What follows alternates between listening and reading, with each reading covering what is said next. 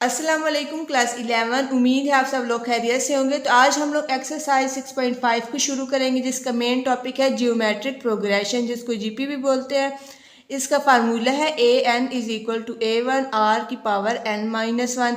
A1 आप लोग को पता है, पहली टर्म को A1 बोलते हैं, आर को क्या बोलते हैं, कॉमन रेशो। उसको निकालते कैसे हैं, अगली को पिछली पर हम लोग डिवाइड करते हैं और वो हमारे पास क्या आ जाता है, कॉमन रेशो आ जाता है। पूरी एक्सरसाइज में ये वाला फार्मूला यूज़ होना है, आप लोग ये वाला याद कर लें। क्वेश्चन नंबर 1 को स्टार्ट करते हैं। Find the 6 term of the GP. GP उन्होंने हमें दे दिया, A6 को हमने फाइंड करना है, तो हम लोग सिंपल जीपी का फार्मूला लगा देते हैं। पहली टर्म को क्या बोलते हैं, A1 बोलते हैं। आर हम लोग कैसे निकालते हैं, अगली को हमने पिछली पर डिवाइड करना होता है। -3 ऊपर आएगा और -6 नीचे, उनको काट किया तो आर की वैल्यू आ जाएगी। A6 हमने फाइंड करना है, तो सिंपल जीपी का फार्मूला लगाते हैं। वो क्या है, AN is equal to A1 r की पावर n-1। अब हमने A6 फाइंड करना है, तो जहाँ n होगा वहाँ 6 को पुट कर देते हैं। A1 as it is r और n की जगह 6 -1, ऊपर पावर माइनस की तो क्या आएगा, A1 r की पावर 5 आ जाएगी। तो इनकी वैल्यूज़ को पुट करते हैं। A1 की वैल्यू क्या है, -6, वो पुट कर देते हैं। r की जगह 1/2 पुट कर देते हैं। -6 एज इट इज़, और 1 की पावर 5 ली तो वो 1 ही आता है। 2 की पावर 5 ली तो क्या आ जाएगा, 32। इनको आपस में काट के, क्योंकि ये दोनों 2 के टेबल पर जा रहे हैं, तो इनको काटने के बाद क्या आंसर आएगा, -3/16। तो ये A6 का हमारा आंसर आ गया। सिंपल हम लोगों ने जीपी का फार्मूला लगाया है। क्वेश्चन नंबर 2 को शुरू करते हैं। Find the age term of the sequence. Sequence उन्होंने हमें दे दिया, हमने क्या फाइंड करना है, A8 की वैल्यू को फाइंड करना है। तो सिंपल जीपी का फार्मूला लगा देते हैं। पहली टर्म को क्या बोलते हैं, A1 बोलते हैं। आर हम लोग कैसे निकालते हैं, अगली को पिछली पर हमने डिवाइड करना होता है। तो ऊपर क्या आएगा, 3 का स्क्वायर आ जाएगा और नीचे 3 आ जाएगा। 3 का स्क्वायर लिया तो 9 और बटे में 3, इनको आपस में काट किया तो आर की वैल्यू आ जाएगी। सिंपल आप जीपी का फार्मूला लगाते हैं। वो क्या है, AN is equal to A1 r की पावर n-1। तो जिधर भी n है वहाँ हम क्या पुट करेंगे, 8 को पुट करेंगे। n की जगह 8 आ जाएगा, A1 की जगह उसकी वैल्यू आ जाएगी 3, और r की जगह उसकी वैल्यू आ जाएगी, और n की जगह 8 हम पुट कर देंगे, 8 -1। 3 एज इट इज़ आ जाएगा, और ये भी 3 एज इट इज़, ऊपर पावर को हमने माइनस किया तो क्या आएगा, 7 आ जाएगा। 3 की पावर हमने 7 दफ़ा ली तो हमारा ये आंसर आएगा 2187। इनको आपस में हमने मल्टीप्लाई किया तो A8 की वैल्यू क्या आएगी, 6561। क्वेश्चन नंबर 3 को शुरू करते हैं। The nth term of the sequence. दो उन्होंने हमें सीक्वेंस दे दिए हैं और उनकी जो nth टर्म है वो क्या है, इक्वल है। ठीक है, find the value of n। तो सबसे पहले इन दोनों सीक्वेंस की nth टर्म को निकालते हैं, फिर उनको आपस में इक्वल रखेंगे। तो फर्स्ट सीक्वेंस मैंने लिख लिया 1 2 4 8। nth टर्म निकालने के लिए सिंपल हम लोग जीपी का फार्मूला लगाते हैं। तो जो पहली टर्म होती है वो A1 होती है, और R हम लोग कैसे निकालते हैं, अगली को हमने पिछली पर डिवाइड करना होता है। 2 को 1 पर डिवाइड किया तो 2 ही आएगा। अब nth टर्म के लिए जीपी का फार्मूला लगा लिया। AN is equal to A1 R की पावर n-1। इनकी वैल्यूज़ को पुट किया। A1 की वैल्यू हमारे पास क्या है, 1, और R की जगह उसकी वैल्यू पुट कर दी और n-1, और इसको इक्वेशन नंबर 1 का नाम दिया। पहले सीक्वेंस की तो हमने nth टर्म निकाल लिया है, अब दूसरे सीक्वेंस की nth टर्म को हम लोग निकालते हैं। तो दूसरा सीक्वेंस मैंने लिख लिया। अब इसका क्या करना है, nth टर्म निकालनी है। तो पहली टर्म को क्या बोलते हैं, A1, और R हम लोग कैसे निकालते हैं, अगली को हमने पिछली पर डिवाइड करना होता है। 1 2 8 ऊपर आ जाएगी, 2 5 6 नीचे आ जाएगी। इनको आपस में काट किया तो R की वैल्यू आ जाएगी। nth टर्म के लिए सिंपल जीपी का फार्मूला हम लोगों ने लगा दिया। AN is equal to A1 R की n-1। तो सिंपल इनकी वैल्यूज़ को पुट किया। A1 की जगह 2 5 6 और R की जगह 1/2 और उसकी power n-1 as it is, और ये हमारे पास इक्वेशन नंबर 2 आ गई है। अब दोनों सीक्वेंस की nth टर्म हमने निकाल लिया है। अब आगे क्या करना था, उनको आपस में इक्वल रखना था और n की वैल्यू को फाइंड करना था।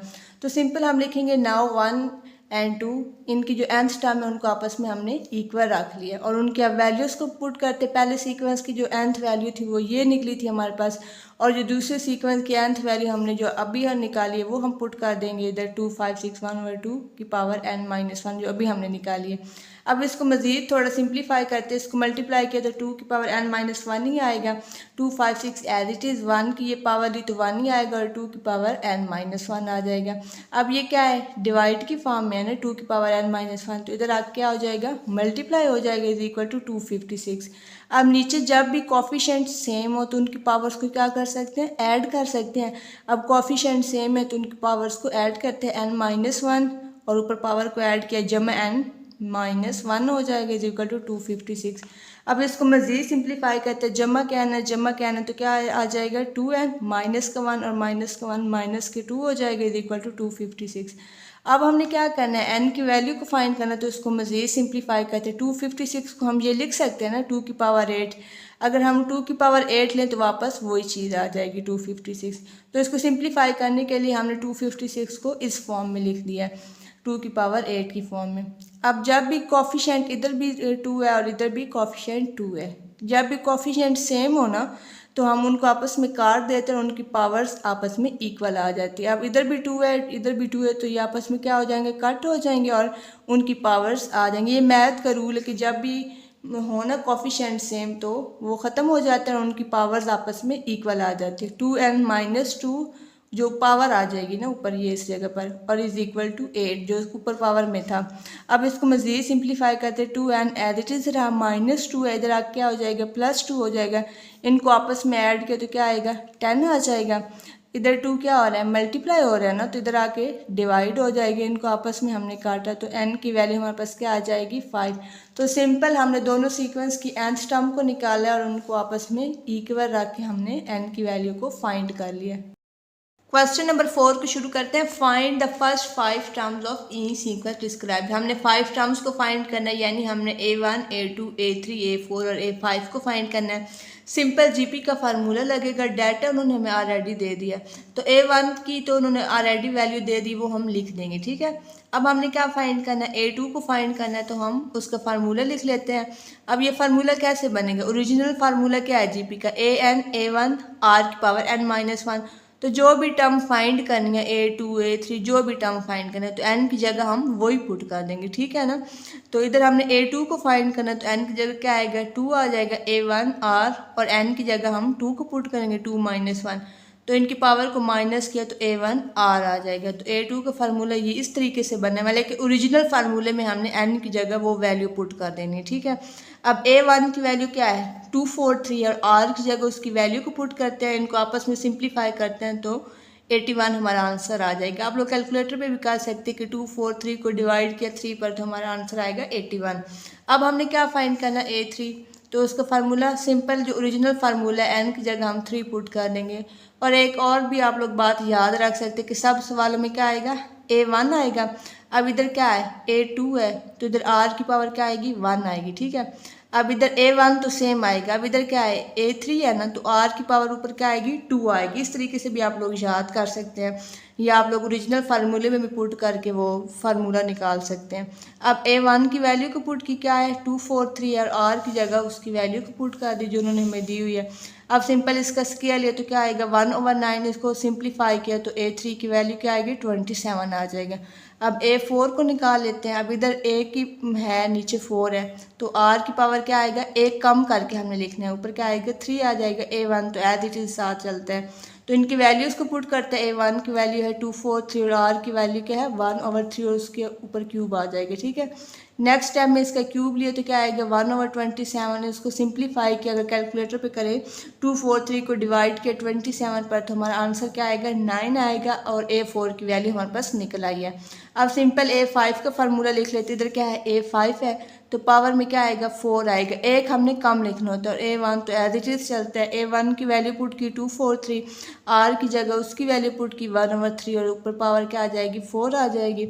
अगर 3 की पावर 4 दफ़ा लें तो क्या आएगा 81 आ जाएगा, ठीक है। अब नेक्स्ट स्टेप में इनको सिंप्लीफाई करें तो हमारा A5 की वैल्यू क्या आएगी 3 आ जाएगी। 243 को 81 पर डिवाइड करें तो हमारा आंसर क्या आता है 3 आता है। तो जो हमने अभी टर्म्स निकाली हैं A1 A2 A3 A4 को उनको इकट्ठा करके लिख लेते। A1 की वैल्यू हमारी क्या थी 243 जो उन्होंने हमें खुद ही दी हुई थी। A2 हमने ये निकाला, A3 हमने ये निकाला, A4 हमने ये निकाला, A5 जो भी निकाला है वो, तो इनको एक सीक्वेंस के फॉर्म में लिख दिया।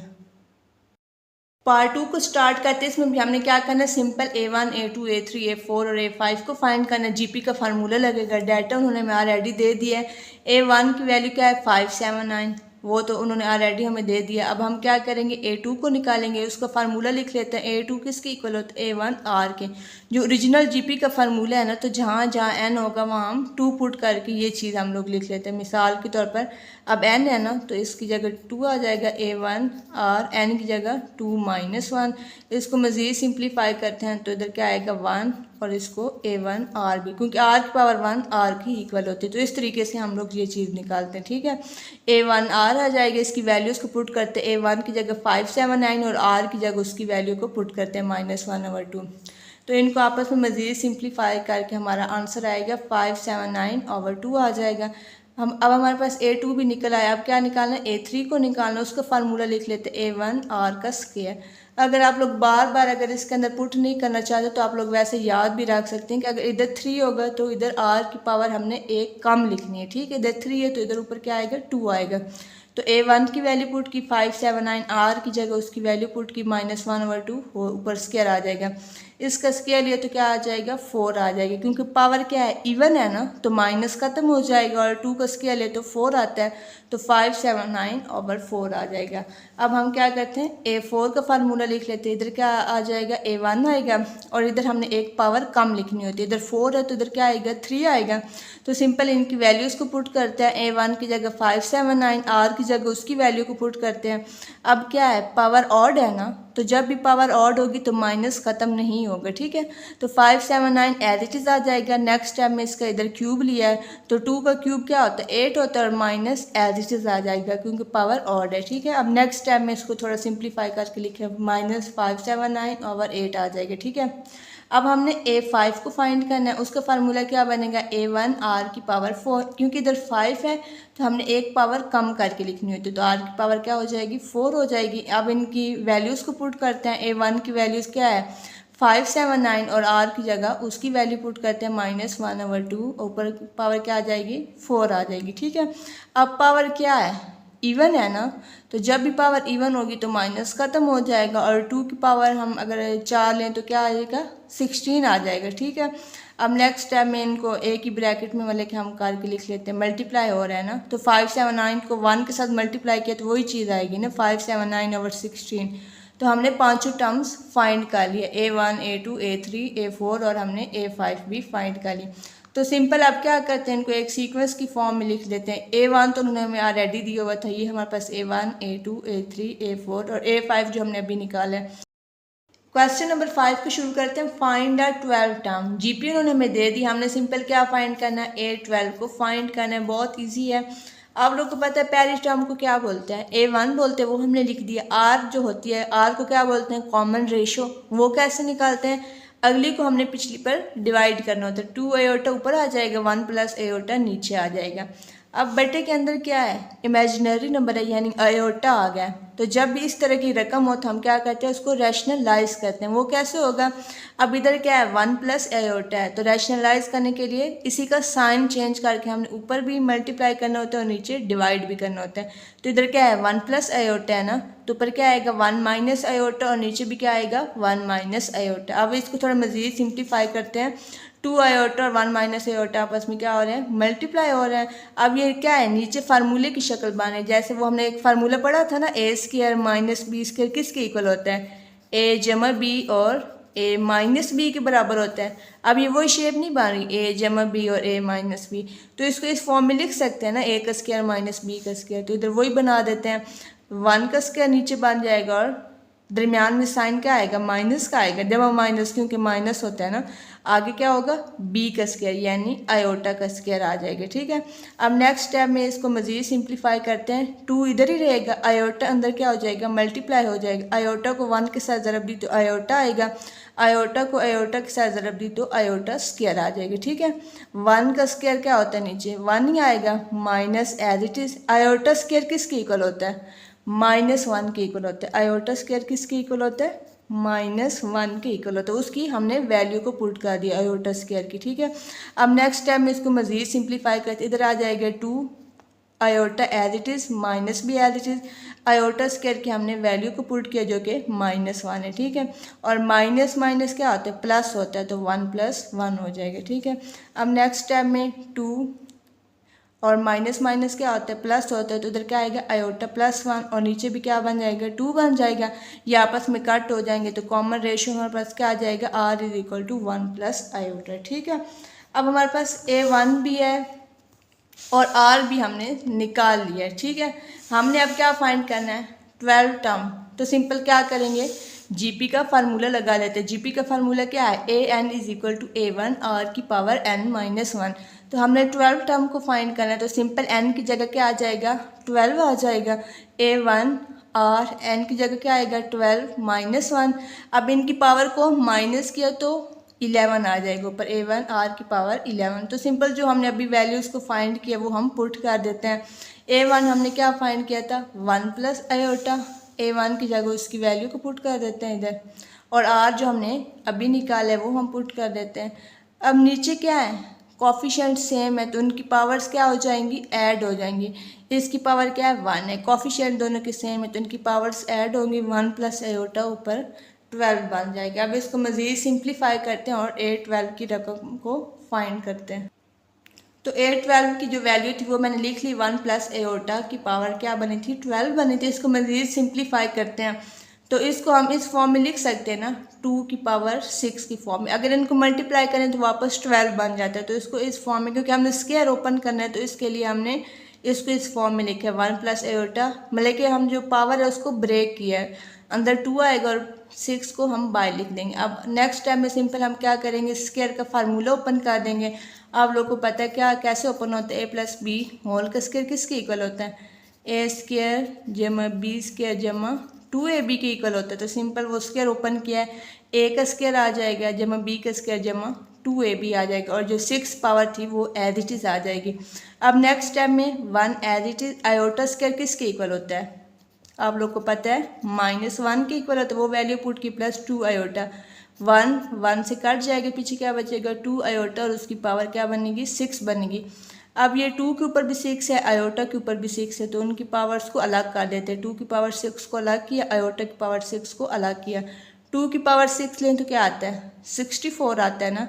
तो आयोटा की पावर 6 को हमने ब्रेक करके लिख लिया, क्योंकि हमने सिंप्लीफाई करना, जितना सिंप्लीफाई हो सके। तो इसकी कैसे ब्रेक किया, आयोटा का स्क्वायर और ऊपर क्यूब लगा दिया। अगर इनको पावर को मल्टीप्लाई करें तो वापस 6 बन जाता है, तो ब्रेक करके हमने लिखा। अब आयोटा स्क्वायर किसके इक्वल होता है, नेक्स्ट टाइम में 64 एज इट इज़ आ जाएगा ना। आयोटा स्क्वायर की वैल्यू क्या होती है -1 होती है, और क्यूब जो है ना ऊपर वो एज इट इज़ आ जाएगा। ठीक है, अब पावर ऊपर क्या है ऑड है ना, तो जब भी पावर ऑड होगी ना तो माइनस ख़त्म नहीं होगा, तो इधर क्या आ जाएगा -1 आ जाएगा। अगर इनको आपस में मल्टीप्लाई करें तो क्या आ जाएगा -64। तो a12 की हमारे पास क्या वैल्यू निकली -64। क्वेश्चन नंबर 6 को शुरू करते हैं। If the 4th and 9th term of GP are 54 and 13122 respectively, 4th term की वैल्यू उन्होंने हमें ये दी है और 9th टर्म की उन्होंने हमें ये वाली वैल्यू दी। हमने दो काम करने हैं, फाइंड द जीपी, यानी हमने a1 a2 a3 इस तरीके से हमने सीक्वेंस को फाइंड करना है, और दूसरा हमने क्या करना है also find its general term. वो क्या होता है, यानी हमने an को फाइंड करना है। तो सिंपल जो उन्होंने हमें डाटा दिया है पहले हम वो लिख लेते हैं। a4 उन्होंने दिया है उसकी वैल्यू क्या है 54, और a9 उन्होंने हमें दिया उसकी वैल्यू क्या है 13122। इसको मज़ीद थोड़ा सिंप्लीफाई कर लेते हैं। a4 को हम इस तरीके से लिख सकते हैं ना, फार्मूला जो है जीपी का वो क्या है an = a1 r⁻n-1। अब a4 हमारे पास है तो जहाँ जहाँ n होगा हम क्या करेंगे उसको पुट कर देंगे 4 को, n की जगह 4, a1 r, n की जगह 4 -1। तो नेक्स्ट टाइम क्या हो जाएगा a1 r⁻3। तो a4 को हम इस तरीके से लिख सकते हैं ना फार्मूले के अकॉर्डिंग, वो किसके इक्वल आ जाएगा 54, और ये इक्वेशन 1 बन जाएगी।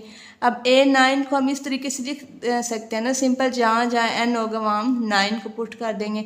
और वैसे आप लोग याद भी कर सकते हैं कि अगर इधर 4 होगा तो पावर में 3, यानी हमने एक कम लिखना होता है। ठीक है, और a1 तो हर जगह पर आएगा। अगर अब इधर क्या है 9 है तो इधर क्या आएगा पावर में 8 आ जाएगा, और वो किसके इक्वल है 13122 के इक्वल है। ये हमारे पास इक्वेशन नंबर 2 बन गई। अब हमें क्या चाहिए, हमने जीपी फाइंड करना, उसके लिए हमें क्या चाहिए a1 और r चाहिए। तो उसके लिए मज़ीद इन्हीं दो इक्वेशन को हम यूज़ करके सारा काम करेंगे। ठीक है, हम क्या करते हैं डिवाइडेड 2/1, क्योंकि इसकी पावर बड़ी है ना, ऊपर 8 है, तो हम इक्वेशन नंबर 2 को ऊपर रखेंगे, तो इनको आपस में डिवाइड कर और इक्वेशन नंबर 1 नीचे आ जाएगी। A1 से कट जाएगा। अब ये जो R है और इधर नीचे भी R है, कोफिशिएंट सेम है ना, ऊपर पावर्स क्या हो जाएंगी, माइनस हो जाएंगी, तो 8 और पावर नीचे क्या है, -3। कोफिशिएंट सेम हो तो पावर जब माइनस ऊपर हो जाती है, तो -3 हो जाएगा। अब कैलकुलेटर पे इनको आपस में डिवाइड किया तो क्या आएगा आंसर, 243 आ जाएगा। इनको माइनस किया तो क्या आएगा, R की पावर 5 आ जाएगा। अब हमने क्या फाइंड करना है, R को फाइंड करना है ना, तो इसके लिए इसको थोड़ा मज़ीद सिंप्लीफाई करते हैं। 243 को हम इस तरीके से लिख सकते हैं ना, 3 की पावर 5 की फॉर्म में लिख सकते हैं, क्योंकि हमने R की वैल्यू को फाइंड करना है। अगर अब इसकी 3 की पावर अगर हम 5 दफ़ा लें तो वापस वही चीज़ बन जाती है 243, तो इसको मैंने इस फॉर्म में लिख दिया। अब ऊपर क्या है, पावर्स दोनों की सेम है, इधर भी 5 है इधर भी 5 है, तो जब भी पावर सेम हो तो वो आपस में कट हो जाती है और नीचे हमारे पास R की वैल्यू क्या आ जाएगी, 3 आ जाएगी। ठीक है, अब हमारे पास R निकल आया है, तो अब हम क्या निकालेंगे, A1 को सिंपल पुट हम कहते हैं put R is equal to 3 in equation 1। हमारे पास दोनों इक्वेशन है, किसी के अंदर भी हम लोग पुट कर सकते हैं, तो मैंने इक्वेशन नंबर 1 में पुट किया, A1 R की जगह उसकी वैल्यू आ जाएगी 3 और उसकी power cube is equal to 54। इसका क्यूब लिया तो क्या आएगा, 27 इज इक्वल टू 54।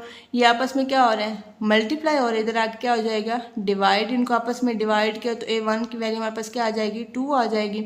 तो अब हमारे पास R की वैल्यू भी आ गई और A1 की वैल्यू भी आ गई है, तो सिंपल अब हम क्या करते हैं, GP को फाइंड करते हैं। GP में हमने क्या करना होता है, हमने 2-3 टर्म्स निकालनी होती है और उसको सीक्वेंस की फॉर्म में लिखना होता है। ठीक है, अब A1 तो हमने पीछे निकाल लिया था, अब हमने A2 और A3 को भी निकालना है। तो A2 का फार्मूला क्या होता है, A1R। मैंने आप लोग को बताया है कि इधर जो भी टर्म होगी ना, तो R की पावर हमने एक कम रखनी होती है। अब इधर 2 है तो इधर 1 आएगा। ठीक है, अब इनकी वैल्यूज़ पुट कर देते हैं, A1 की जगह 2 और R जो हमने पीछे निकाला है 3, इनको मल्टीप्लाई किया तो 6 आ जाएगा। अब हमने कहा A3 को फाइंड करना, A1 R का स्क्वायर। अब इधर क्या है, 3 है ना, तो इधर एक कम आएगी, 2 आ जाएगी। ठीक है, इनकी वैल्यूज़ को पुट करते हैं, A1 की जगह उसकी वैल्यू को पुट किया, R की जगह 3 को पुट किया, इसका स्क्वायर लिया नेक्स्ट स्टेप में, तो 9 और 2 एज इट इज़, इनको मल्टीप्लाई किया तो 18 आ जाएगा। हमने क्या फाइंड करना था, GP फाइंड करना है। तो GP फाइंड करने के लिए हम सिर्फ 3 या 4 टर्म्स ही निकालते हैं। आप लोग मज़ीद निकाल सकते हैं, लेकिन वो रिक्वायर्ड नहीं होती, हम ज़्यादातर 3-4 टर्म्स ही निकालते हैं। A4 A5 आगे भी निकाल सकते हैं, लेकिन 3 जो होती हैं इनफ होती हैं।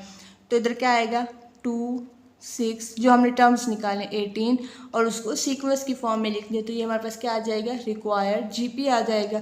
और दूसरा हमने क्या काम करना था, जनरल टर्म को फाइंड करना, तो सिंपल हमने क्या करना था, उसका GP का फार्मूला लगाना था। वो क्या है, AN is equal to A1 R की पावर n-1। A1 की वैल्यू क्या है जो हमने पीछे निकाली थी, वो क्या है 2 है, और R की वैल्यू हमारे पास क्या आती है 3 और उसकी पावर n-1। तो ये हमारी जनरल टर्म है और ये हमारे पास GP है। और जब भी GP फाइंड करना हो तो हमने 3 टर्म्स निकालने होते हैं, A1 A2 और A3 को हमने फाइंड करना होता है। क्वेश्चन नंबर 7 को शुरू करते हैं। इफ़ ABCD क्या है, GP के अंदर है, हमने प्रूफ करना है ये भी GP के अंदर है। अब इस क्वेश्चन के 3 पार्ट्स हैं, तो सब में पहली लाइन सेम होगी कि ABCD क्या है, GP के अंदर है। अब जो भी उन्होंने हमें डाटा दिया है, सबसे पहले तो हम वो लिख लेते हैं, given ABCD are in GP। तो ये क्या है, सीक्वेंस की फॉर्म है ना, और ये GP के अंदर भी है, तो इसका मतलब क्या है, ये पहली A1 होगा, ये A2 होगी और ये A3 होगी और ये A4 होगी। हमें पता है जो भी GP के अंदर हो, पहली टर्म A1 होती है, दूसरी A2 होती है, तीसरी टर्म A3 और चौथी A4 होती है। तो सिंपल अब हम GP का फार्मूला लगा के कुछ वैल्यूज़ को निकाल लेते हैं ताकि हमें आगे काम आ सकें। तो पहली टर्म हमारे पास A1 होती है ना, उसकी वैल्यू हमारे पास क्या है, A है। ठीक है, अब आगे हमने A2 को निकालना है, उसका फार्मूला क्या बनता है GP के अकॉर्डिंग, A1R बनता है ना। अगर इधर 2 हो तो इधर हमने एक पावर कम रखनी होती है, तो इनकी वैल्यूज़ को पुट करते हैं। A2 की वैल्यू हमारे पास क्या है, B, वो पुट कर दी। A1 की वैल्यू हमारे पास क्या है, A है, वो पुट कर दी, और R हमारे पास एज इट इज़ आ जाएगा। आगे हम A3 का फार्मूला लगा लेते हैं, उसका क्या बनेगा, A1R का स्केल, इधर 3 है तो एक पावर हम कम लिखेंगे, 2 आ जाएगा। अब A3 की वैल्यू हमारे पास क्या है, C है, वो हमने पुट कर दी। A1 की वैल्यू हमारे पास क्या है, A है, वो हमने पुट कर दी, और R स्क्वायर हमारे पास एज इट इज़ आ जाएगा। अब A4 को निकाल लेते हैं, उसका फार्मूला क्या बनेगा, A1 R की पावर 3 बनेगा। इधर 4 है तो इधर पावर 3 बने, यानी कि वैल्यूज़ को पुट करते हैं। A4 की जगह क्या आएगा, D आ जाएगा, A1 की जगह A आ जाएगा उसकी वैल्यू, और R3 एज इट इज़। अब हमने ये क्यों निकाला है, क्योंकि ये आगे यूज़ होनी है BCD की वैल्यू। तो हमने सिंपल, क्योंकि ये GP के अंदर थे तो इसी की मदद से हमने मतलब कि GP के फार्मूले लगा के हमने BCD इस तरह की वैल्यूज़ को निकाले, क्योंकि ये आगे काम आना है। ये कि A minus b, B minus C minus D को हमने क्या करना है, GP के अंदर प्रूफ करना है। तो सिंपल ये हम लिख लेते हैं A minus b, B minus C minus D। इनकी वैल्यूज़ को पुट करते हैं, A की जगह A ही आएगा, क्योंकि आगे हमने B से निकाली है ना वैल्यूज़, तो B की वैल्यू हमारे पास क्या है, AR, वो हमने पुट कर दी। अब हम देख लेते हैं कि इसमें से कुछ कॉमन आ सकते हैं। A कॉमन आ सकते हैं तो अंदर क्या बनेगा, 1 माइनस आर। B की जगह B की वैल्यू पुट कर दी, AR आ जाएगा, और C की जगह C की वैल्यू हमने पुट कर दी, AR का स्क्वायर। अब इन दोनों में से देख लेते हैं कि क्या चीज़ कॉमन आ रही है। AR कॉमन आ रहा है, अंदर क्या बचेगा, 1 माइनस आर। अब तीसरी टर्म क्या है हमारे पास, C माइनस D है ना, तो इधर वही लिखा है मैंने C। इनकी वैल्यूज़ को पुट कर लेते हैं, C की जगह C की वैल्यू आ जाएगी और D की जगह D की वैल्यू। अब इनमें से क्या कॉमन आ रहा है, AR का स्क्वायर कॉमन आ रहा है, तो अंदर क्या बचेगा, 1 माइनस आर। अब इसको GP के अंदर प्रूफ करने के लिए हमने क्या करना है, कॉमन रेशो को निकालना है कि वो सेम आनी चाहिए।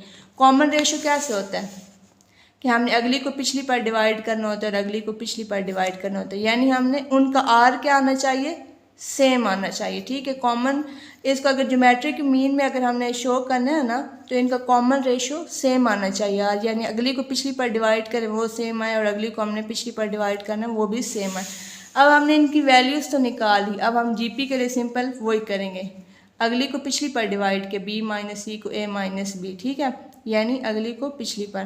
तो इनकी वैल्यूज़ को पुट कर लेते, B माइनस C की वैल्यू क्या है वो हमने पुट कर दी, और A माइनस B की वैल्यू हमारे पास क्या है वो पुट कर दी। ये आपस में कट हो गए, A से काट गया और उसकी वैल्यू क्या आ जाएगी, R आ जाएगी। ठीक है, अब आगे भी हमने वही करना है, अगली को हमने पिछली पर डिवाइड करना है, तो C माइनस D ऊपर आएगा और B माइनस C नीचे आ जाएगा। उसकी वैल्यूज़ को पुट कर देते हैं, AR का स्क्वायर 1 माइनस R आ जाएगा, और B माइनस C की वैल्यू को पुट कर देते हैं। ठीक है, 1 माइनस आर, 1 माइनस आर से काट गया, ए से काट गया, ऊपर क्या है आर का स्क्वायर और नीचे क्या है सिंपल आर है, तो एक पावर कट जाएगी। ठीक है, क्योंकि ऊपर 2 दफ़ा आर और नीचे 1 दफ़ा आर है, तो एक कट जाएगी, पीछे सिंपल आर बच जाएगी। ठीक है, अब हमने क्या किया, इनकी कॉमन रेशो ली है, यानी हमने अगली को पिछली पर डिवाइड किया, तो दोनों के आंसर क्या आ गए हैं, सेम आ गए हैं। तो हम क्या बोलेंगे, hence A minus b, B minus C minus D क्या है, GP के अंदर है। जब भी किसी चीज़ को हमने GP के अंदर शो करवाना हो ना, तो उनका कॉमन रेशो क्या आना चाहिए, सेम आना चाहिए, यानी अगली को पिछली पर डिवाइड करें और इसको मतलब अगली को पिछली पर डिवाइड करें तो वो हमारा सेम आना चाहिए कॉमन रेशो। वो चीज़ क्या आ जाती है, GP के अंदर आ जाती है। पार्ट 2 को स्टार्ट करते हैं, ये भी बिल्कुल सेम है कि हमने इसको GP के अंदर शो करना है। तो सबसे पहले हमें ABCD की वैल्यूज हमें पता होनी चाहिए, तो जैसे हमने पहले निकाला था तो वो इसके ऊपर आएगा, वो आप लोग खुद से लिख लें, मैंने एक दफ़ा निकलवाई है इधर, यहाँ से given ABCD are in GP। तो जो मैंने वैल्यूज़ निकाली है ना BCD की, यहाँ से लेकर यहाँ तक, ये पार्ट 2 के अंदर भी ये चीज़ आएगी, आप लोग ये दोबारा निकाल लें इस चीज़ को। ठीक है, तो मैं डायरेक्ट लिखती हूँ कि मैंने जो वैल्यूज़ निकाली, A1 A के इक्वल है, B हमारे पास किसके इक्वल है, AR के, C हमारे पास AR का square, D is equal to AR। क्योंकि ये यूज़ होनी है ना, हमने इसके अंदर इसको यूज़ करना है, इसलिए हमने पहले वैल्यूज़ को निकालना है। ठीक है, अब इधर क्या आएगा, A square minus B square लिखेंगे हम, इसकी वैल्यूज़ को पुट करते हैं, A स्क्वायर तो एज इट इज़ आ जाएगी क्योंकि हमारे पास A की वैल्यू नहीं है, माइनस B की हमने निकाली है, वो हम पुट कर देते हैं, AR का स्क्वायर आ जाएगा। नेक्स्ट टाइम में इसका स्क्वायर ओपन करते हैं, A स्क्वायर और R स्क्वायर। अब इसमें क्या कॉमन आ रहा है, A स्क्वायर कॉमन आ रहा है, अंदर ब्रैकेट में क्या बचेगा, 1 माइनस R स्क्वायर। तो A square minus B square की मैंने वैल्यू निकाल ली है। अब आगे क्या है, B square minus C square, उसकी वैल्यू निकाल लेते हैं।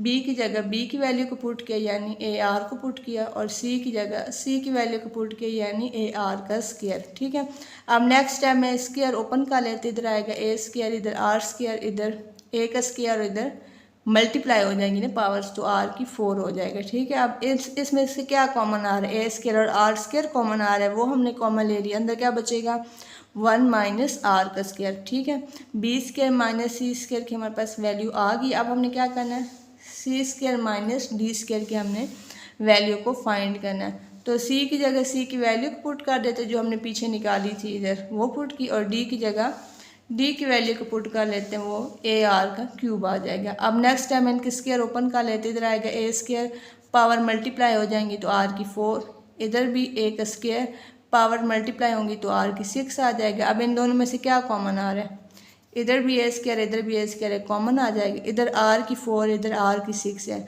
तो छोटी जो पावर होती है वो हम कॉमन ले सकते, तो इधर हम आर की 4 को कॉमन ले सकते, अंदर क्या बचेगा 1 माइनस आर स्क्वायर। अब हमारे पास ये वैल्यूज़ निकल आई हैं, ठीक है। अब हमने क्या करना है, इसको जीपी के अंदर शो करना है। सिंपल हम क्या ले लेंगे, इनकी कॉमन रेशो ले लेंगे। कॉमन रेशो कैसे लेते हैं, अगली को पिछली पर डिवाइड करना होता है और इसको पिछली पर डिवाइड करना होता है, और उनका आंसर क्या आना चाहिए, सेम आना चाहिए। तो सिंपल हम अगली को पिछली पर डिवाइड करते हैं, B square minus c square divide ए स्क्वायर माइनस बी स्क्वायर, इनकी वैल्यूज पुट कर देते हैं। B square minus c square की वैल्यू क्या निकली थी वो हमने पुट की, और ए स्क्वायर माइनस बी स्क्वायर की क्या वैल्यू है जो हमने अभी निकाली वो हम पुट कर देते हैं, ठीक है। ये आपस में कट गया, ए स्क्वायर से कट गया, आंसर क्या है is equal to r square. अब हमने आगे भी तो निकालना है, अगली को पिछली पर डिवाइड करना है, तो वो हम कर लेते हैं सी स्क्वायर माइनस डी स्क्वायर बटे में B square minus c square, इनकी वैल्यूज़ को पुट किया जो हमने अभी निकाली हैं वो आ जाएगा, और B square minus c square की जगह उसकी वैल्यू आ जाएगी। ये आपस में कट हो जाएंगे, ए स्क्वायर से कट जाएगा, ऊपर क्या है आर की पावर 4 और नीचे आर की पावर 2 है, तो आर की पावर 2 से कट जाएगी, ऊपर क्या बचेगा आर की पावर 2, क्योंकि ऊपर आर की 4 है ना, तो ये नीचे क्या है आर की पावर 2 है, ऊपर जाएगी तो क्या बन जाएगी आर की पावर -2, इनको आपस में माइनस किया तो क्या बनेगा आर की पावर 2 ही बनेगा, क्योंकि आर की पावर 2 एक कट जाएगा ऊपर, तो आंसर क्या आया is equal to r square. अब इन दोनों का क्या है कॉमन रेशो सेम आ गई है दोनों की, तो हम क्या लिखेंगे hence a square minus B square minus c square minus d square क्या है जीपी के अंदर है। पार्ट 3 को स्टार्ट करते हैं, इसमें हमने ये शो करना है ए स्क्वायर जमा बी स्क्वायर जमा सी स्क्वायर जमा डी स्क्वायर, ये क्या है जीपी के अंदर है। तो इसमें मैंने अगेन वैल्यूज़ निकाल दिए हैं ताकि आप लोग के लिए आसानी हो। Given a b c d हमारे पास क्या है जीपी के अंदर है, तो पहली टर्म जो होती है वो हमारे पास पहली टर्म A1 होती है, और दूसरी A2 और तीसरी A3 और चौथी A4 होती है, क्योंकि ये जीपी के अंदर है तो ये क्या है हमारे पास टर्म्स हैं, ठीक है। पहली टर्म की वैल्यू हमारे पास क्या आएगी A आएगी। A2 का फार्मूला क्या होता है जीपी के अंदर A1R होता है ना, तो A2 की वैल्यू इधर से देख लेते क्या है B है, A1 की वैल्यू क्या है A है, तो वो हमने पुट कर दी, और R हमारे पास एज इट इज़ आ जाएगी, ये हमारे पास B की वैल्यू आ गई। ये हम इसलिए निकाल रहे हैं क्योंकि आगे हमारे पास यूज़ होंगी सवाल के अंदर। आगे हम A3 का फार्मूला लगा लेते, वो क्या है A1 R का स्क्वायर, इधर से हम वैल्यूज़ को पुट कर लेते। A3 की वैल्यू क्या है हमारे पास C है, वो हम पुट कर देंगे। A1 की वैल्यू क्या है A, वो हम पुट कर देंगे, और R square as it is आ जाएगा। अब A4 का फार्मूला लगा लेते, वो क्या है A1 R की पावर क्यूब आ जाएगा। A4 की वैल्यू हमारे पास इधर से देख लेते क्या है D है, वो हमने पुट की। A1 की जगह उसकी वैल्यू देख लेते हैं A आता है, और R क्यूब एज इट। अब हमारे पास वैल्यूज़ निकल आई। अब नेक्स्ट काम करना जो हमने पहले किया, सिंपल वैल्यूज़ को पुट करते हैं A स्क्वायर जमा B स्क्वायर जो उन्होंने दी हुई है हमें ऊपर, उसके अंदर हम पुट कर लेते हैं A स्क्वायर जमा B स्क्वायर। A स्क्वायर के हमारे पास एज इट इज़ आ जाएगी क्योंकि हमारे पास इसकी वैल्यू नहीं है, जमा B की जगह B की हम वैल्यू को पुट कर लेते हैं, A R का स्क्वायर आ जाएगा। नेक्स्ट टाइम में इसका स्क्वायर ओपन कर लेते हैं, A स्क्वायर R स्क्वायर, मतलब कि उनका अलग अलग स्क्वायर आ जाएगा इधर। अब इनमें से क्या कॉमन आ रहा है A स्क्वायर कॉमन आ रहा है, अंदर क्या बचेगा 1 प्लस R का स्क्वायर। अब B स्क्वायर जब C स्क्वायर, इनकी वैल्यूज़ को पुट करते हैं, B की जगह B की वैल्यू पुट की, और C की जगह C की हमने वैल्यू पुट की। इनका स्क्वायर ओपन किया, A स्क्वायर R स्क्वायर आ जाएगा, इधर A स्क्वायर R की पावर 4 आ जाएगा। अब देख लेते हैं इनमें से क्या कॉमन आ रहा है, A स्क्वायर इधर भी है इधर भी है, वो कॉमन आ जाएगी। इधर R स्क्वायर है, इधर R की पावर 4 है, तो क्या कॉमन ले सकते हैं, R की पावर 2 को कॉमन ले सकते हैं, अंदर क्या बचेगा 1 प्लस R स्क्वायर। अब आगे क्या है C स्क्वायर जमा D स्क्वायर, इनकी वैल्यू उसको पुट करते हैं, ये C की वैल्यू है और इधर ये D की वैल्यू, ऊपर स्क्वायर आ जाएंगे। स्क्वायर को ओपन किया तो क्या हो जाएगा A स्क्वायर R की 4, इधर A स्क्वायर पावर्स मल्टीप्लाई होंगी तो इधर R की 6। अब इनमें से देखते क्या कॉमन आ सकता है, A स्क्वायर कॉमन आ सकते, इधर R की पावर 4 है, इधर R की पावर 6, तो जो छोटी पावर है वही हम कॉमन ले सकते हैं ना, तो R की पावर जो 4 है इसको कॉमन ले लिया, अंदर क्या बचेगा, इधर 1 बच जाएगा जमा, और इधर क्या बचेगा आर का स्क्वायर। अब हमने सिंपल हमारे पास वैल्यूज़ निकल आई, अब हमने इसको क्या करना है जीपी के अंदर शो करवाना है। तो सिंपल हम क्या ले लेते हैं, कॉमन रेशो ले लेते हैं। वो कैसे निकालते हैं, अगली को हमने पिछली पर डिवाइड करना होता है और अगली को पिछली पर हमने डिवाइड करना होता है। सिंपल हम वही काम करते हैं, 20 के जमा सी स्क्वायर और पीछे क्या है ए स्क्वायर जमा 20 के, वो डिवाइड हो जाएगी। इनकी वैल्यूज़ को पुट करते हैं, ये आ जाएगी, और ए स्क्वायर जमा 20 स्क्वायर की जगह उसकी वैल्यू आ जाएगी 1 प्लस आर स्क्वायर, आपस में कट जाएंगे, ए स्क्वायर से कट जाएगी, ऊपर क्या बचेगा आर स्क्वायर आ जाएगा। जो इस तरीके से हम करते हैं ये क्या होता है, कॉमन रेशो इसको बोलते हैं। वो सेम जब आ जाए, कॉमन रेशो जब सेम आ जाए तो वो क्या होता है, वो जीपी के अंदर आ जाता है। अब आगे हमने क्या करना है, सी स्क्वायर जब डी स्क्वायर को भी पिछली रकम पर हमने डिवाइड करना है सिंपल। अब हमने लिख दिया डिवाइड की फॉर्म, इनकी वैल्यूज़ को पुट कर लेते हैं, सी स्क्वायर जमा डी स्क्वायर की ये वैल्यू वो हमने पुट की, और बी स्क्वायर जमा सी स्क्वायर की ये वैल्यू वो हमने सवाल के अंदर पुट कर दी। 1 प्लस आर स्क्वायर आपस में काट गया, ए स्क्वायर से काट जाएगा, ऊपर आर की पावर 4 है, नीचे आर की पावर 2 है। तो जो 2 पावर्स है वो आपस में कट जाएंगे, ऊपर क्या बचेगा आर की पावर 2 बच जाएगा। तो सिंपल इनके क्या है, कॉमन रेशो सेम आ गई है। तो हम क्या कहेंगे, हैंस ए स्क्वायर जमा बी स्क्वायर जमा सी स्क्वायर जमा डी स्क्वायर क्या है, जीपी के अंदर है। क्वेश्चन नंबर 8 को स्टार्ट करते हैं। If p plus q term of G P, उसकी वैल्यू उन्होंने हमें दी है m, and p minus q term किसके इक्वल है, एन के इक्वल है। हमने क्या फाइंड करना है, पी टर्म, यानी हमने ए पी को फाइंड करना है। तो जो उन्होंने पहले हमें डाटा दिए, पहले तो हम वो लिख लेते हैं, पी प्लस क्यू टर्म किसके इक्वल है, एम के इक्वल है, वो हम लोगों ने लिख लिया है, और ये जी पी के अंदर भी है। तो हम सिंपल जीपी का फार्मूला भी लगाएंगे इस पर। वो क्या होता है, a n is equal to a one r की पावर एन माइनस वन, जो भी इधर सब्सक्रिप्शन में रकम हो उसमें से हमने -1 करना होता है। तो सबसे पहले फार्मूला लगाते, इधर आएगा ए वन आर पी जमा क्यू, और एक हमने -1 करना होता है, इज इक्वल टू एम, और ये हमारे पास इक्वेशन नंबर 1 बन गई है। और दूसरी उन्होंने हमें क्या दिया, पी माइनस क्यू था, वो किसके इक्वल है, एन के इक्वल है। पहले हम वो लिख लेते हैं, ए सब्सक्रिप्शन में आएगा p minus q is equal to n. इस पर भी जीपी का फार्मूला लगा लेंगे, कैसे आएगा, ए1 आएगा आर, और इधर ऊपर क्या आएगा पावर में पी माइनस क्यू, और हमने क्या करना होता है, -1 करना होता है। तो इधर क्या करेंगे, -1 इज इक्वल टू एन आ जाएगा, और ये हमारे पास क्या बन जाएगी, इक्वेशन नंबर 2। और हमने फाइंड क्या करना है, पी टर्म, यानी हमने ए पी को फाइंड करना है। ए पी को हम ऐसे भी लिख सकते हैं जीपी के अकॉर्डिंग, ए1 आएगा आर, और जो भी इधर होता है उसमें से हमने एक कम करना होता है, तो इधर क्या है पी है, तो इधर ऊपर क्या आएगा पी -1, यानी हमने ये चीज़ फाइंड करनी है, ए पी को फाइंड करना है। तो जो हमारे पास 2 इक्वेशंस बनी है 1 और 2, इसी को यूज़ करते हुए हम ए पी को फाइंड करते हैं। तो सबसे पहले इन दोनों इक्वेशंस को आपस में मल्टीप्लाई करते हैं। लेफ़्ट साइड के साथ हो जाएगी, और राइट हैंड साइड के साथ हो जाएगी। इनको आपस में मल्टीप्लाई की फॉर्म में लिख दिया। अब इसको मज़ीद सिंप्लीफाई करते, इधर भी a1 है, इधर भी a1 है, कोफिशिएंट सेम है, उनकी पावर्स क्या हो जाएंगी, ऐड हो जाएंगे। इधर भी 1 है, इधर भी 1 है, तो वो हमने ऐड करके लिख दिया। इधर भी नीचे जो है कोफिशिएंट सेम है, इनकी पावर्स क्या होंगी, ऐड होंगी।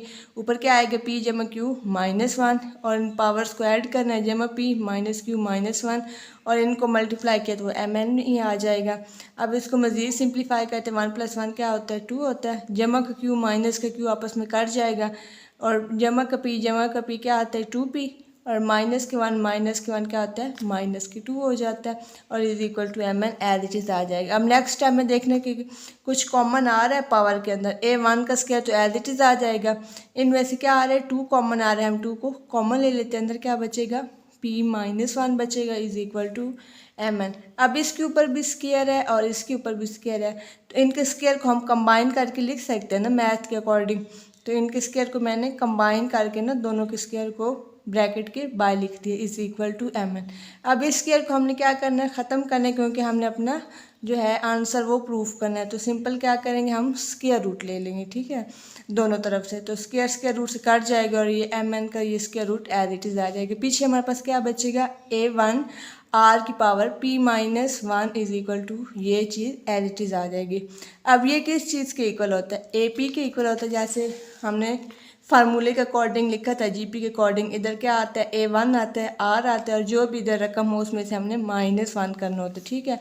और ये किस चीज़ के इक्वल होता है, एपी के इक्वल होता है ना। तो वो चीज़ हमारे पास आ गई फार्मूले के अकॉर्डिंग। तो सिंपल हम क्या लिख देंगे कि ये हमारे पास एपी आ गया, is equal to m n का स्क्वायर रूट।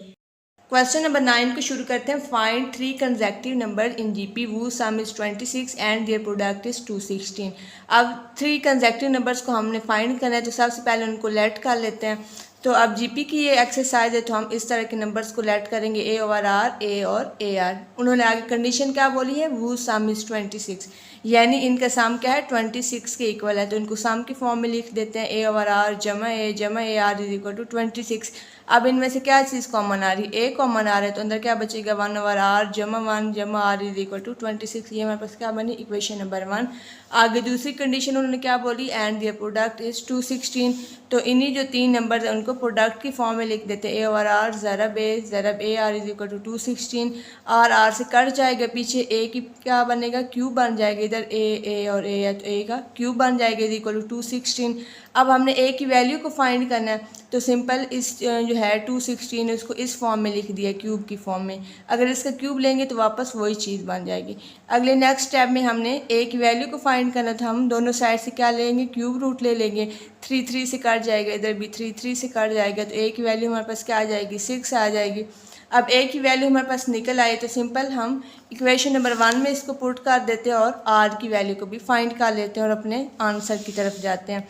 तो value of A6 put in equation 1, ए की जगह ए की वैल्यू आ जाएगी, बाकी हमारे पास एज इट इज़ आ जाएगी। इधर 6 मल्टीप्लाई और इधर आके क्या हो जाएगा, डिवाइड हो जाएगा।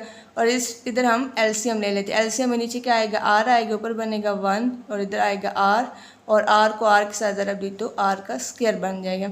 इसको आपस में काट किया तो इधर क्या आएगा, 13/3 आ जाएगा। और इसको थोड़ा अरेंज करके लिखे आर स्क्वायर, उसके बाद आर आएगा और इधर जमा 1/r। इसको नेक्स्ट टाइम में क्या करते हैं, इसको क्रॉस मल्टीप्लाई करते हैं।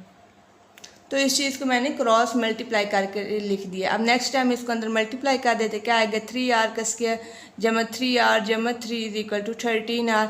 अब इधर 13r जमा में इधर आके क्या हो जाएगा, माइनस में हो जाएगा, -13r इज इक्वल टू 0 हो जाएगा। अब जमा का 3r और माइनस का 13r क्या बनेगा, माइनस का 10r। और ओवरऑल ये हमारे पास क्या बन गई, इक्वेशन बन गई, क्वाड्रेटिक इक्वेशन। तो अब हम सिंपल इसमें क्या लेंगे, पेयर्स को हम ले सकते हैं। तो अब हमने एक ऐसा पेयर लेना है जिसको मल्टीप्लाई करें तो साइड वाली चीज़ आए, जमा या माइनस करें तो दरमियान वाली चीज़ आए, ठीक है। तो मैंने ये वाला पेयर सिलेक्ट किया, जिसको मल्टीप्लाई करें तो साइड वाली चीज़ आ रही है यानी 9 आ रहा है, और अगर इसको जमा करें तो दरमियान वाली चीज़ आ रही। तो इस पेयर को हम सिलेक्ट करते हैं। 3r का स्क्वायर क्या आएगा, -9r, माइनस का r और जमा का 3 इज इक्वल टू 0। अब इसमें देखने क्या चीज़ कॉमन आ रही है, 3r कॉमन आ रही है, अंदर क्या बचेगा r और इधर क्या बचेगा, -3।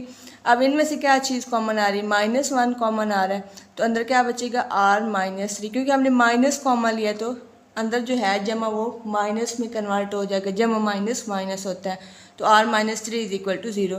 अब r -3 को एक ब्रैकेट में लिख दिया और 3r -1 को एक ब्रैकेट में लिख दिया इज इक्वल टू 0।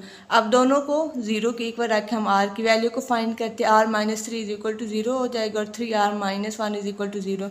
इधर r की वैल्यू 3 आ जाएगी, इधर भी इसको सिंप्लीफाई करते हैं 3r और इधर इज इक्वल टू हम 1 कर देंगे। अब नेक्स्ट टाइम इधर 3 क्या हो रहा है, मल्टीप्लाई और इधर आके डिवाइड हो जाएगा। तो r की वैल्यू हमारे पास 2 आ गई, एक 3 आया और एक 1/3 आया। तो सिंपल जो हमने शुरू से नंबर सेलेक्ट किए थे उनको लास्ट पर फाइंड भी तो करना था जो हमने नंबर सेलेक्ट किए थे, तो हमने वो नंबर इधर लिख लिए। पहले हम रखेंगे r, when r is equal to 3 और a हमारे पास क्या है, 6 है, जो हमने शुरू में फाइंड किया। वो नंबर्स हम लिख लेंगे a/r, a और ar। इनकी वैल्यूज़ को पुट करते हैं, a की जगह 6 आ जाएगा और r की जगह 3। इनको डिवाइड किया तो इज इक्वल टू 2, a की जगह 6 आ जाएगा, इनको आपस में मल्टीप्लाई किया तो 18। तो इनको सीक्वेंस की फॉर्म में लिख देते हैं, 2, 6 और 18 की फॉर्म में लिख दिया, ठीक है। अब आगे हमने r को क्या रखना है, 1/3 रखना है और a is equal to 6।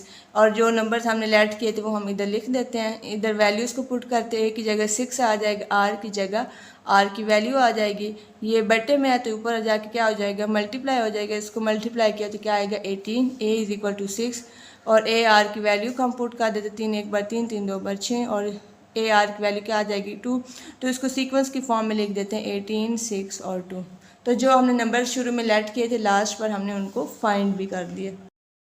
Question number 10 को शुरू करते हैं। इसमें उन्होंने क्या बोला है, the third term of A GP किसके इक्वल है, स्क्वायर ऑफ फर्स्ट टर्म के। थर्ड टर्म क्या होता है, a3 किसके इक्वल है, स्क्वायर ऑफ फर्स्ट टर्म यानी a1 के स्क्वायर के इक्वल है।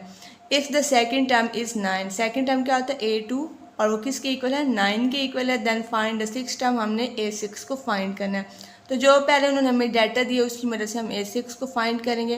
तो पहले हम लिखते हैं A3 is equal to A1 का स्क्वायर। ये GP के अंदर है तो इधर GP का फार्मूला लगेगा, वो क्या आता है, A1 आता है। और R जो इधर सब्सक्रिप्शन में हमने एक कम लिखना होता है, अब इधर 3 है तो R के ऊपर क्या आ जाएगा, 2 आ जाएगा इज इक्वल टू A1 का स्क्वायर। ये हमारे पास क्या बनेगी, इक्वेशन नंबर 1। आगे उन्होंने क्या बोला, A2 इज इक्वल टू 9 बोला है ना, और ये भी GP के अंदर है तो इधर भी GP का फार्मूला लगेगा, क्या आएगा, A1 आएगा। और R और जो भी इधर हो हमने एक कम लिखना होता है, दो में से एक को निकालें तो इधर क्या आएगा, एक ही आएगा, वो लिखे या ना लिखे बराबर है।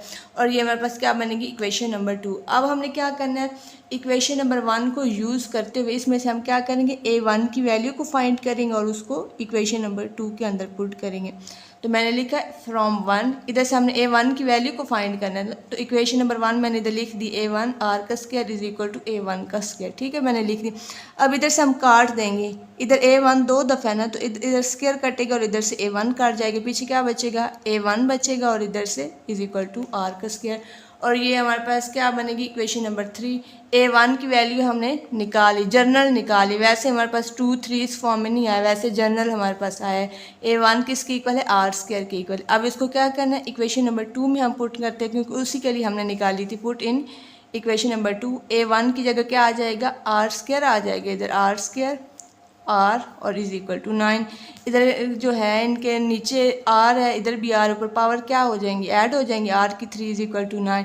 तो सिंपल क्या करेंगे, दोनों साइड से क्या लेंगे, क्यूब रूट लेंगे, क्योंकि हमने R की वैल्यू को फाइंड करना है। तो दोनों साइड से क्यूब रूट लिया तो इधर 3 3 से कट जाएगा, पीछे R बचेगा और 9 के ऊपर तो एज इट इज़। तो R की वैल्यू हमारे पास आ गई है। अब R की वैल्यू आ गई तो सिंपल अब हम क्या करते हैं, A1 की वैल्यू को भी फाइंड करते हैं।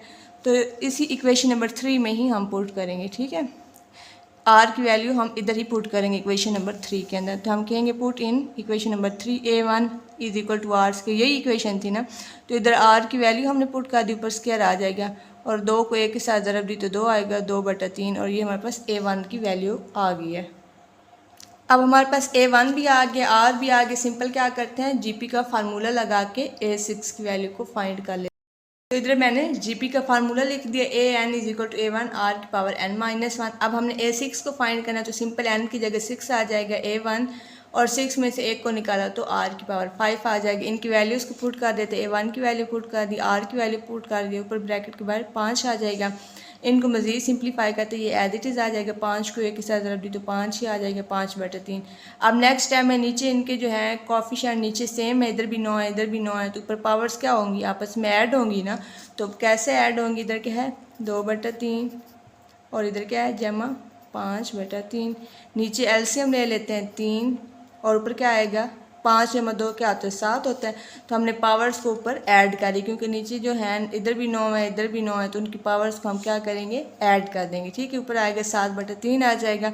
अब इसको ये पावर बटे में है, इसको अब हमने मज़ीद सिंप्लीफाई करना है। कैसे सिंप्लीफाई करेंगे, तो इसको ये डिवाइड की फॉर्म में, तो इसको डिवाइड कर देते हैं। 7 अंदर आएगा और 3 बाहर आएगा, 3 2 बार 6 और पीछे क्या बचता है 1 बचेगा। अब इसको लिखते कैसे हैं, 2 लिखते हैं जमा और जो नीचे बच जाए 1 और जिस पर तकसीम करते हैं 3। तो पावर को हमने जो 7/3 है उसको इस फॉर्म में अब हम लिख देंगे, 2 से ही जमा 1/3 की फॉर्म में लिख देंगे, ठीक है। अब इन पावर्स को क्या करेंगे, अलग अलग कर देंगे। जो 9 के ऊपर पावर 2 उसको अलग कर देंगे और 9 के ऊपर इस पावर को अलग कर देंगे। अब 9 का स्क्वायर लिया तो 81 आएगा और इसको हम क्यूब रूट की फॉर्म में लिख देंगे। क्वेश्चन नंबर 11 को शुरू करते हैं। If 1/A 1/B and 1/C क्या है, GP के अंदर है और हमने शो क्या करना है, कॉमन रेशो इसके इक्वल आते हैं। कॉमन रेशो क्या होता है, R, ये हमने शो करना है कि वो इसके इक्वल आता है। जो उन्होंने पहले डाटा दिया पहले हम उसको यूज़ करते हैं। उन्होंने क्या बोला है 1/A 1/B और 1/C क्या है, GP के अंदर है। इसका क्या मतलब है कि हम उसका कॉमन रेशो ले सकते हैं, यानी हम R को निकाल सकते हैं। वो कैसे निकालते हैं, अगली को पिछली पर डिवाइड करना होता है और अगली को पिछली पर डिवाइड करना होता है, वो हम लोग करते हैं। R इज इक्वल टू लिख लेते हैं 1/B को पिछली पर डिवाइड किया 1/A, तो ये उल्ट कर ऊपर चले जाएगा A/1। इसको आपस में मल्टीप्लाई किया तो ऊपर A आ जाएगा, इसको मल्टीप्लाई किया तो B आ जाएगा। तो एक हमारे पास R निकल आया। तो अब दूसरा निकालते हैं कॉमन रेशो। दूसरा कैसे निकलेगा, अगली को पिछली पर डिवाइड करना है तो 1/C ऊपर आ जाएगा और डिवाइड में नीचे 1/B आ जाएगा। 1/C ऊपर ही रहा और ये उल्ट कर ऊपर जाएगा B बी और बटे में 1 आ जाएगा। इनको आपस में मल्टीप्लाई किया तो ऊपर बी और नीचे सी, तो हमारे पास दोनों आर हमारे पास निकल आए। यानी हमने, क्योंकि वो जीपी के अंदर थे तो इसका क्या मतलब है कि उनके हम कॉमन रेशो यानी आर को निकाल सकते। तो सिंपल अब हम क्या करेंगे, मल्टीप्लाई इक्वेशन 1 एंड इक्वेशन 2 को आपस में क्या कर देंगे, मल्टीप्लाई कर देंगे। लेफ्ट जो साइड है वो लेफ़्ट के साथ मल्टीप्लाई होगी और राइट वाली साइड राइट के साथ मल्टीप्लाई होगी। तो आर ज़रा बार ए ओवर बी और ज़रा बी ओवर सी हो जाएगा। ठीक है, इधर क्या बन जाएगा, आर का स्क्वायर बन जाएगा, बी बी के साथ कट जाएगा, इधर क्या हो जाएगा, ए ओवर सी आ जाएगा। तो सिंपल इनका दोनों तरफ से स्क्वायर रूट ले लेंगे, इधर भी स्क्वायर रूट आ जाएगा, इधर भी स्क्वायर रूट, जब माइनस के साथ आ जाएगा। स्क्वायर रूट से कट जाएगा, पीछे क्या बचेगा, जब माइनस और ये एज इट इज़। और नेक्स्ट स्टेप में आर इज इक्वल टू जब माइनस ए बटा सी और ऊपर स्क्वायर रूट, और ये हमने प्रूफ कर लिया। तो सिंपल हमने क्या किया, कॉमन रेशो को लिया, दो इक्वेशंस बना के उनको मल्टीप्लाई करके हमने चीज़ को प्रूफ कर दिया। क्वेश्चन नंबर 12 को शुरू करते हैं। If the numbers 1, 4 and 3 are subtracted from 3 consecutive terms of an AP. तो सबसे पहले तो हमें 3 कंसेक्यूटिव टर्म्स चाहिए और वो भी एपी की। तो सबसे पहले तो वो लेट कर लेते हैं माइनस टी ए और ए प्लस डी। फिर आगे हमने क्या करना है, इन नंबर्स को उसमें से सब्ट्रैक्ट करना है। तो इन नंबर्स को सब्ट्रैक्ट कर लेते हैं। ए माइनस डी में -1 किया, फिर आगे 4 है तो इसमें से 4 को माइनस किया, और ये 3 है तो इसमें से 3 को माइनस कर दिया। ठीक है, आगे क्या बोल रहे हैं, the resulting numbers are in GP. और ये जो नंबर्स हैं ये क्या है, जीपी के अंदर आ जाएंगे सब्ट्रैक्ट करने के बाद। आगे बोला है फाइंड द ओरिजिनल नंबर, हमने नंबर्स को फाइंड करना है और उनका सम क्या है 21 के इक्वल है। और जो उन्होंने कंडीशन बोली है सबसे पहले तो वो लगा लेते हैं कि सम क्या है 21 के इक्वल। इनको सम करते हैं माइनस डी -1 जमा ए -4 जमा ए जमा d is equal to 21। D वाली टर्म्स कट गई और बाकी कांस्टेंट भी काट गई, पीछे क्या बचे 3a बच गया इज इक्वल टू 21। 3 मल्टीप्लाई और इधर आके डिवाइड हो जाएगा, तो इनको आपस में काटेंगे तो a की वैल्यू हमारे पास क्या आ जाएगी 7। और जब भी कोई भी वैल्यू निकल आए तो हमें इसके अंदर पुट करनी होती है। तो इधर हम a की वैल्यू को पुट कर देते हैं, 7 माइनस डी -1, a की जगह 7 -4 हो जाएगा। और इधर भी a की वैल्यू को पुट कर देते हैं 7 जमा डी -3। इनको सिंप्लीफाई करते हैं 6 माइनस डी, इधर 3 हो जाएगा, इसको सिंप्लीफाई करते हैं 4 प्लस डी। अब उन्होंने खुद ही बोला था कि रिजल्टिंग नंबर्स क्या है, जीपी के अंदर है। तो इसका क्या मतलब है, ये जो नंबर्स हैं इनके हम कॉमन रेशो को ले सकते हैं, यानी अगली को पिछली पर डिवाइड कर सकते हैं और अगली को हम पिछली पर डिवाइड कर सकते हैं। जीपी का यही मतलब होता है कि हम उसकी कॉमन रेशो ले सकते हैं। तो वो हम लोग ले लेते हैं, 3 को पीछे पर डिवाइड कर 6 माइनस डी, 4 प्लस डी को पीछे पर डिवाइड कर 3। तो अब इनका क्या करते हैं, क्रॉस मल्टीप्लाई किया। आगे नेक्स्ट स्टेप में इनको मल्टीप्लाई करते हैं। नेक्स्ट स्टेप में इनको क्या कर दिया, मल्टीप्लाई करके लिख दिया। अब इधर -4d और इधर क्या है +6d है, तो इधर नेक्स्ट स्टेप में क्या आएगा +2d, क्योंकि बड़ी रकम के साथ क्या है प्लस है। अब नेक्स्ट स्टेप में ये सारी टर्म्स हैं उसको इधर उठा कर ले आते हैं। ये -d है तो इधर आके +d हो जाएगा, इधर +2d है तो -2d हो जाएगा, इधर -24 और +9 as it is equal to 0। इनको आपस में माइनस किया तो क्या आएगा -15 आ जाएगा, d² -2d और -15। तो अब हमने एक ऐसा पेयर सिलेक्ट, क्योंकि ये क्वाड्रेटिक इक्वेशन है तो हमने क्या लेना है, पेयर लेना है। तो अब हमने एक ऐसा पेयर लेना है जिसको मल्टीप्लाई करें तो 15 आ जाए, जमा या माइनस करें तो दरमियान वाली रकम आ जाए। तो हम ये वाला पेयर सिलेक्ट करते हैं 5 ज़रब 3 का। इसको ज़रब करें तो ये साइड वाली चीज़ आ रही है यानी 15 आ रहा है, और अगर इसको माइनस करें तो दरमियान वाली आए। तो हमने ऐसे ही लेना होता है जिसको जमा या माइनस करें तो दरमियान होता है। हमने ये पेयर सिलेक्ट किया, तो इधर आएगा d² -5d प्लस 3d और -15। अब नेक्स्ट स्टेप में इसमें से क्या कॉमन आ रहा है, d, अंदर क्या बचेगा d और इधर -5, और इधर जमा 3 कॉमन लिए तो अंदर क्या बचेगा d -5 बच जाएगा। अब d -5 को एक ब्रैकेट में और d +3 को एक ब्रैकेट में हमने लिख दिया इज इक्वल टू 0। अब इन दोनों को 0 के इक्वल रख लेते हैं।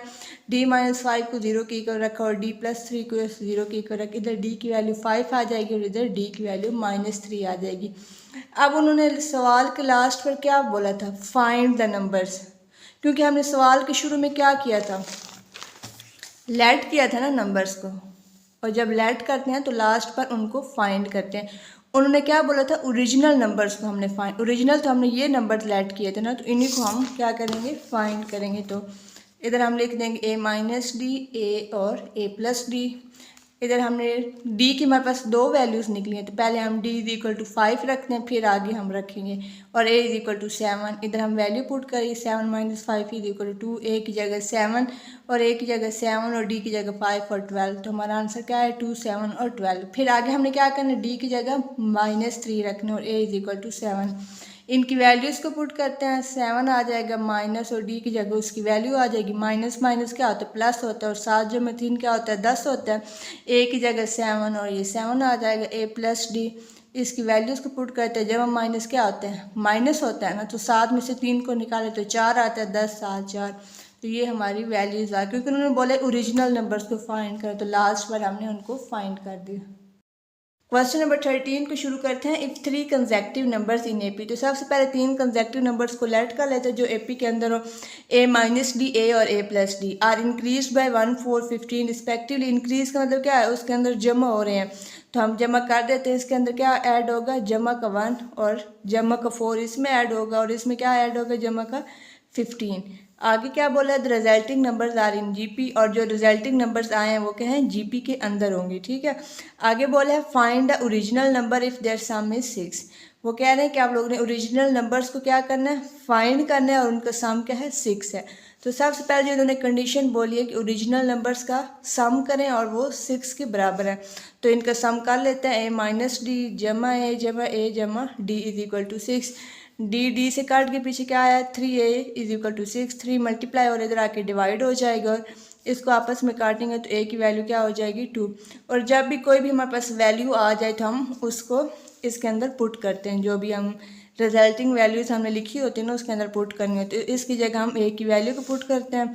ये पहले मैंने लिख दिया है माइनस डी जमा 1 और ये सारी वैल्यूज इसके अंदर ए की जगह 2 पुट किए, इधर भी ए की जगह 2 और इधर भी ए की जगह 2। इसको मज़ीद सिंप्लीफाई करते 2 जमा 1 3 माइनस डी हो जाएगा, 2 जमा 4 6 हो जाएगा और 2 जमा 15 क्या हो जाएगा 17 जमा डी हो जाएगा। अब उन्होंने क्या बोला था, रिजल्टिंग नंबर्स क्या हैं जीपी के अंदर हैं। ठीक है, तो अगर वो ये जीपी के अंदर हैं तो इसका क्या मतलब है कि इनका हम कॉमन रेशो ले सकते हैं। तो कॉमन रेशो कैसे लेते हैं, अगले को पिछले पर हमने डिवाइड करना होता है और अगले को हमने पिछले पर डिवाइड करना होता है। तो उन्होंने खुद ही बोला है कि जो भी रिजल्टिंग नंबर्स हैं, क्योंकि हमने सिंपल इसके अंदर जस्ट ए की वैल्यू पुट की है, तो इसी को उन्होंने बोला था ना रिजल्टिंग नंबर्स। तो सिंपल हमारे पास रिजल्टिंग नंबर्स यही हैं, तो हम जीपी की क्या कर लेते हैं, प्रॉपर्टी को लगा लेते हैं, अगले को पिछले पर डिवाइड करते हैं। कॉमन रेशो हम ले सकते हैं ना जीपी के अंदर, और इसको हमने इस पर डिवाइड किया। आगे नेक्स्ट टाइम में क्या करते हैं, इनको आपस में क्रॉस मल्टीप्लाई कर देते हैं और इधर क्या आ जाएगा 36 आ जाएगा, इनको आपस में मल्टीप्लाई करते हैं तो ये वाले वैल्यूज़ आ जाएंगी। ठीक है, नेक्स्ट टाइम में इसको मज़ीद सिंप्लीफाई करते हैं, जमा का 3d और माइनस का 17d, तो क्या है माइनस का 14d। नेक्स्ट टाइम में इसको मज़ीद सिंप्लीफाई करते हैं, इन वैल्यूज़ को इधर लेकर आते हैं। तो नेक्स्ट टाइम में तमाम वैल्यूज़ को लेफ्ट साइड पर मैं लेकर आई हूँ। ठीक है, डी का स्क्वायर जमा 14d minus 51 plus 36 is equal to 0 हो गया। अब इसे नेक्स्ट स्टेप में इनको आपस में क्या कर देते हैं, माइनस कर देते हैं। जमा माइनस, क्योंकि माइनस होता है बड़ी रकम के साथ क्या है माइनस, तो इधर क्या आ जाएगा माइनस के 15 आ जाएगा। अब नेक्स्ट स्टेप में ये क्या है क्वाड्रेटिक फॉर्म में है ना, तो हमने इधर पेयर सेलेक्ट करना है, ऐसा पेयर सेलेक्ट करना है जिसको मल्टीप्लाई करें तो 15 आए, जमा या माइनस करें तो दरमियान वाली वैल्यू आए। तो मैंने कौन सा पेयर सेलेक्ट किया 15। अगर मतलब 15 का टेबल हम काउंट करें ना, तो जो पहला नंबर है वो पहला पेयर हमने ले लिया। इसको मल्टीप्लाई करें तो साइड वाली चीज़ आ रही है, माइनस करें ना तो दरमियान वाली चीज़ आ रही है। तो हमने ये पेयर सेलेक्ट कर लिया, इधर क्या आएगा डी स्क्वायर जमा 15d और माइनस का डी और माइनस 15 एज इट इज़ आ जाएगा, इधर क्या है माइनस है। ठीक है, नेक्स्ट स्टेप में हम क्या करेंगे, इधर से क्या कॉमन आ रहा है डी कॉमन आ रहा है, अंदर क्या बचेगा डी प्लस 15 और इसमें से क्या कॉमन आ रहा है -1 कॉमन आ रहा है, तो अंदर क्या बचेगा डी प्लस 15। डी -1 को एक ब्रैकेट में और डी प्लस 15 को एक ब्रैकेट में इज इक्वल टू 0। इन दोनों को 0 के इक्वल रख लेते हैं। डी की वैल्यू क्या आ जाएगी 1 और इधर डी की वैल्यू क्या आएगी -15। अब हमारे पास ए की भी वैल्यू निकल आई है जो हमने पीछे निकाली और डी की भी वैल्यू निकल आई है। तो सिंपल जो हमने नंबर शुरू में लेट किए थे तो उनको फाइंड भी करना होता है ना लास्ट पर। तो पहले हम डी की वैल्यू क्या करते हैं 1 रखते हैं और ए की वैल्यू हम 2 जो हमने निकाली है पीछे। तो इधर ये वाले नंबर हमने लेट किए थे ना, a-d a और a+d, तो इनमें वैल्यूज़ को पुट करते हैं। a की जगह 2 - 1 और 1 आ जाएगा, a की जगह 2, इधर 2 + 1 = 3। तो जो आंसर है उनको तरतीब में लिख देते हैं, 1 2 3 आ जाएगा। अब हमने क्या रखना है, d की वैल्यू क्या है -15 रखते हैं और a की तो वही वैल्यू होगी 2। a - d की जगह वैल्यू को पुट करते हैं, a की जगह 2 -d की जगह -15, माइनस माइनस क्या होता है प्लस होता है, तो 2 × 15 क्या होता है 17, a की जगह 2, आगे इधर a की जगह 2 पुट की और d की जगह -15, इनको माइनस किया तो माइनस के 13, तो हमारी दूसरी वैल्यू भी आ गई 17, 2 और -13। तो जो भी नंबर्स हम शुरू में लेट करते हैं उनके लास्ट वाला हमने आंसर भी निकालने होते हैं। क्वेश्चन नंबर 14 को स्टार्ट करते हैं। इसमें उन्होंने हमें वैल्यूज दे दी हैं। If pth qth term of GP क्या है, r q and p respectively, pth term की वैल्यू उन्होंने हमें क्यू दी है और क्यूथ टर्म की वैल्यू उन्होंने हमें पी दी है, और हमने शो क्या करवाना है, पी प्लस क्यूथ टर्म किसकी इक्वल है, इस चीज़ की इक्वल है, ये हमने शो करवाना है। तो जो पहले उन्होंने हमें वैल्यूज़ दी हैं उसकी मदद से हम ये चीज़ शो करवा देंगे। तो पहले वो लिखते हैं, पीथ टर्म को हम किस फॉर्म में लिखेंगे, ए पी, और उसकी वैल्यू क्या है क्यू के इक्वल है, वो हम लिख देंगे। आगे क्या है क्यूथ टर्म, तो जो भी टर्म होती है वो ए के सब्सक्रिप्शन में आनी होती है। क्यूथ टर्म तो ए क्यू किसके इक्वल है, पी के इक्वल है, वो हमने लिख दिया। अब ये क्या है जीपी के अंदर भी है, तो ऑब्वियसली बात है जीपीएस का फार्मूला तो लगेगा, वो क्या होता है an = a1 r⁻n-1। तो सिंपल हम इस जगह पर फार्मूला लगाते, पहले क्या आएगा a1 r, जो भी इधर रकम होना उसमें से -1 करना होता है ना, तो r और p में से -1 करेंगे और = q। ये हमारे पास इक्वेशन नंबर 1 बन जाएगी। और इधर भी हम जीपी का फार्मूला लगाते हैं, पहले आएगा a1 r और जो भी इधर रकम हो उसमें से हम -1 कर देते हैं = p, और ये हमारे पास इक्वेशन नंबर 2 बन गई है। और हमने शो क्या करवाना, a p प्लस क्यूथ टर्म, वो हम लिख लेंगे a और सब्सक्रिप्शन में आएगा p प्लस q, और हमने ये शो करवाना है q की पावर p, इधर तकसीम है ना तो मैंने बटा लिख दिया, वो सेम ही चीज़ है, p की पावर q हो जाएगी और उसकी पावर 1/p - q हो जाएगा। अब ये भी जीपी के अंदर है तो इधर फार्मूला तो लगेगा, फार्मूला कैसे लगेगा, पहले a1 आएगा r और जो भी इधर रकम हो उसमें से हमने -1 करना होता है, p प्लस q और उसमें से -1 करेंगे और ये चीज़ सेम आ जाएगी, और ये चीज़ हमने शो करनी है, ठीक है। अब जो भी उन्होंने ऊपर हमें डाटा दिया इक्वेशन 1 और 2 में, उसको यूज़ करते हुए हम इसको प्रूव करेंगे। अब इधर देखिए, इधर क्या है, q के ऊपर p है, लेकिन हमारे पास क्या है, सिंपल q है, तो हम इस पूरी इक्वेशन की पावर क्या लेंगे, p लेंगे, ताकि हमें अब इस चीज़ को हम शो करवा सके। इसकी पावर क्या लेंगे, p लेंगे, और नीचे क्या है, p की पावर q है, लेकिन इधर तो सिंपल p है, तो इस इक्वेशन की जो है होल उसकी पावर क्या लेंगे, q लेंगे। तो इधर मैंने लिख दी, पहले जो है इक्वेशन नंबर 1 उसकी पावर क्या लिए, p लिए, a1 r p-1 होल का p आ जाएगा और q के ऊपर p आ जाएगा। और जो इक्वेशन नंबर 2 है उसकी पावर हमने क्या लेनी है, q लेनी है, वो मैंने लिख दिया, a1 r⁻⁻1 होल के ऊपर क्या आ जाएगा, q = p की q। अब थोड़ा मज़ीद इसको सिंप्लीफाई करते हैं, इनको सेपरेट पावर्स में लिखते हैं, p a1 के ऊपर भी आ जाएगा, इसकी पावर्स मल्टीप्लाई होंगी तो क्या आ जाएगा, p का स्क्वायर, p को 1 के साथ किया तो -p = q की p, और ये इक्वेशन नंबर क्या बन जाएगी, 3 बन जाएगी। इसकी भी वो जो है पावर्स उसको मल्टीप्लाई करते, a1 के ऊपर q आ जाएगा, ये आपस में पावर्स मल्टीप्लाई होंगी तो q का स्क्वायर आ जाएगा, 1 को q के साथ किया तो q आ जाएगा = p की q। अब मतलब कि ये वाली चीज़ जो हमारे पास आ गई, अब इसको मज़ीद थोड़ा सिंप्लीफाई करते हुए हमारे पास इक्वेशन नंबर 4 आ गया। अब क्या करते हैं, इन दोनों इक्वेशंस को आपस में डिवाइड कर देते, ऊपर क्या है, q की पावर p, तो इस इक्वेशन को हम ऊपर रखेंगे, q की पावर p, इधर लेफ्ट साइड वाली रकम ऊपर आएगी और ये नीचे आएगी, q की पावर p और p की q, इस तरीके से हम लेंगे। इस स्टेप तक हमने इनको डिवाइड कर दिया। अब इसको क्या मज़ीद थोड़ा सिंप्लीफाई करते हैं। अब इधर क्या है, a1 है और इधर भी a1 है, तो नीचे टर्म सेम है तो इनकी पावर्स क्या हो जाती है, ऊपर माइनस हो जाती है। इधर क्या है, a1 की p है, ये ऊपर जाएगा तो -q हो जाएगा, नीचे क्योंकि टर्म सेम है तो ऊपर पावर्स ऐड हो जाते हैं, तो क्या आएगा, a1 p - q आ जाएगा। इधर भी सेम उसी तरीके से हम करेंगे, r p² - p आ जाएगा, और ये दोनों टर्म्स जो हैं इनकी पावर्स ऊपर जाकर माइनस हो जाएंगी, तो क्या आएगा, -q और जमा q, क्योंकि माइनस होना है ना बाहर ऊपर जाके, तो इधर आएगा -q का स्क्वायर और माइनस माइनस क्या आता है, प्लस, तो जमा q हो जाएगा, और बाकी ये टर्म एज इट इज़ साथ आ जाएगी। इस स्टेप को मैंने अगेन इधर लिख लिया जो पीछे था। इसको अब मज़ीद थोड़ा सिंप्लीफाई करते हैं। A1 P minus q as it is आ जाएगा। इसको मज़ीद सिंप्लीफाई करते हैं। P स्क्वायर और माइनस क्यू स्क्वायर को इकट्ठे कर लेते हैं और माइनस P जमा क्यू इधर आ जाएगा और ये चीज़ एज इट इज़ आ जाएगी। अब नेक्स्ट स्टेप में ये हमारे पास क्या है, फार्मूले की शेप बन रही है। जैसे वो था ना A square minus B square किसके इक्वल होता है, A जमा B और A माइनस बी के इक्वल होता है ना। तो ये वो चीज़ बन रही है A square minus B square. अगर इसको खोलेंगे तो ये इस फॉर्म में बनेगा A जमा बी और A माइनस बी। तो इसको खोल लेते हैं। कैसे खुलेगा, P जमा क्यू और P माइनस क्यू, और इसमें से माइनस को कॉमन लिए तो अंदर क्या बचेगा, P माइनस क्यू आ जाएगा। ठीक है, हम उनकी पावर्स को थोड़ा सिंप्लीफाई कर रहे हैं कि कोई चीज़ कॉमन आ जाए हमारे पास और ये एज इट इज़ आ जाएगा हमारे पास।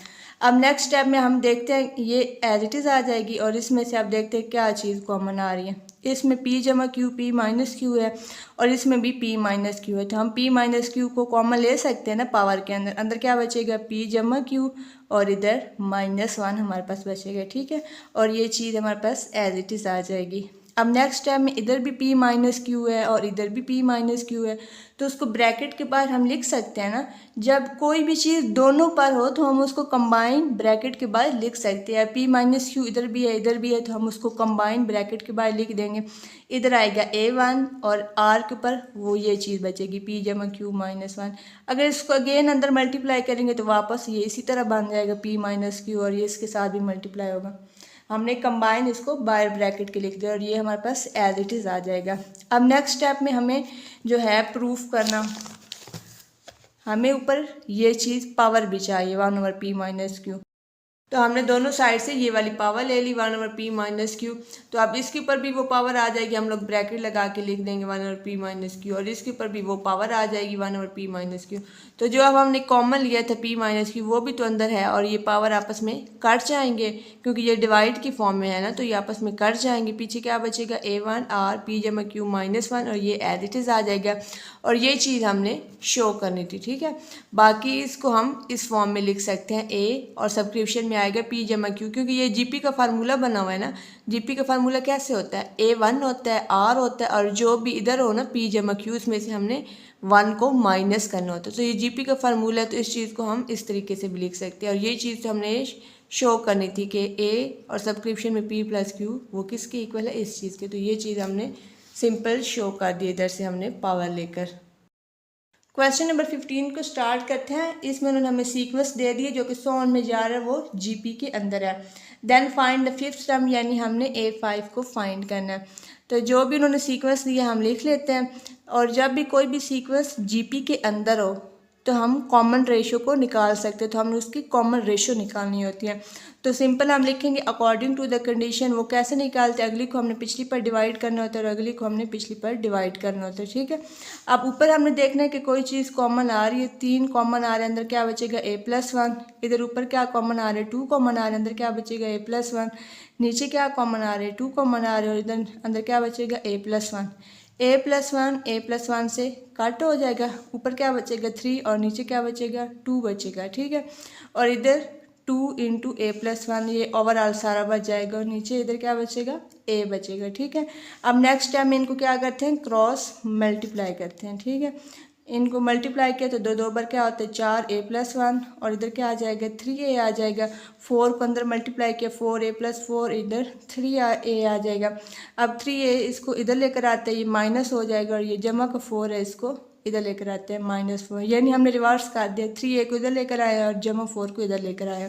इनको माइनस किया तो A की वैल्यू हमारे पास आ जाएगी -4। अब जब भी हमारे पास कोई वैल्यू निकल आती है तो उसको हम सीक्वेंस के अंदर पुट कर देते हैं। तो गिवन हमें ये सीक्वेंस था ना ऊपर ये वाला A 2A जमा 2 3A जमा 3 सो ऑन में जा रहा था। तो सिंपल इसके अंदर हम A की वैल्यू को पुट कर देते, A की जगह -4, A की जगह -4, A की जगह -4। इसको मज़ीद सिंप्लीफाई करते हैं, -4 इसको मल्टीप्लाई किया -8 जमा 2 आ जाएगा। इसको मल्टीप्लाई किया -12 जमा 3। इसको मज़ीद सिंप्लीफाई करते हैं, -4 इसको माइनस के -6 इधर किया तो -9। अब हमारे पास A निकल आया है। ठीक है, अब इसको यूज़ करते हुए हम R को भी निकाल सकते हैं। वो कैसे निकालते हैं, हमने अगली को पिछली पर तकसीम करना होता है। -6 ऊपर आ जाएगा, -4 नीचे आ जाएगा, माइनस माइनस से कट जाएगा, ये दोनों एक ही टेबल पर जा रहे हैं तो हमारा आंसर क्या आ जाएगा 3/2। ए भी निकल आया, आर भी निकल आया, हमें चाहिए भी यही 2 थे क्योंकि हमने फिफ्थ टर्म को फाइंड करना है। तो सिंपल अब जीपी का फार्मूला लगाते हैं और वैल्यूज़ को पुट करते हैं। तो सिंपल हमने जीपी का फार्मूले तो लगा दिया, ए एन किसके इक्वल है A1 आर की पावर n-1। तो हमने फिफ्थ टर्म मालूम करने, तो जहाँ जहाँ n होगा वहाँ हम 5 पुट कर देंगे, इधर 5 आ जाएगा। A1 हमने अभी निकाला है -4, आर की जगह उसकी वैल्यू पुट कर दी, n की जगह 5, -1 हो जाएगा, -4 as it is, 3/2 as it is, इसको माइनस के तो 4 आ जाएगा पावर को, इधर -4 एज इट इज़, इनकी पावर 4 दफ़ा ली तो वैल्यूज़ आ जाएगी, 3 की पावर 4 दफ़ा ली तो 81 और 2 की पावर 4 दफ़ा ली तो 16 आ जाएगा। इसको मज़ीद सिंप्लीफाई करते तो हमारी A5 की टर्म क्या आ जाएगी -81/4, क्योंकि 4 एक बार 4 होता है और 4 4 बार 16, तो आंसर क्या आ जाएगा फाइनल -81/4। तो सिंपल हमने इसमें जीपी का फार्मूला लगाया है।